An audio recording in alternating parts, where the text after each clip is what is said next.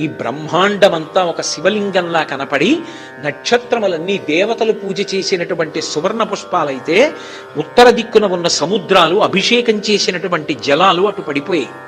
అలాగే ఆయనకి వేసిన ధూపమే ఈ చుట్టూ అలుముకున్నటువంటి పొగ. శంకర, నాకు ఇప్పుడు అర్థమైంది, ఇది నీ విరాట్ స్వరూపం, ఈ బ్రహ్మాండమంతా నువ్వు నిండిపోయి ఉన్నావు. అది కూడా ఎంత అంటే చెప్పడం కష్టం. అందుకే శివార్చన చేసే ముందు, అభిషేకం చేసే ముందు అభిషేకం గొప్పదా, అభిషేక మంత్ర జపం గొప్పదా, అభిషేకంలో ముందు ధ్యానం గొప్పదా అంటే యథార్థమునకు ధ్యానమే గొప్పది. మీరు ఎన్ని పదార్థాలతో అభిషేకం చేశారన్న దానికన్నా కోరిక ఎందుకు తీరుతుందో తెలుసా? మీరు ధ్యానం ఎలా చేస్తున్నారన్న దాన్ని బట్టి తీరుతుంది. ఈ మాట నా సొంతంగా చెప్తున్నానని మీరు అనుకుంటున్నారేమో.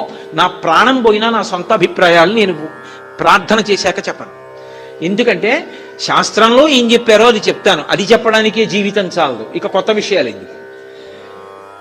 ఆపాతాళ నభస్థలంత భవన బ్రహ్మాండమా విస్ఫుర జ్యోతిస్ఫాటికలింగమౌళి విలసత్పూర్ణేందువంతామృతై హస్తోకప్లుతమేకమీశమనిశం రుద్రాను వాకాన్ జపం ధ్యాయేత్ ఈప్సిత సిద్ధయే ధ్రువపదం విప్రోభిషించేచ్చివం.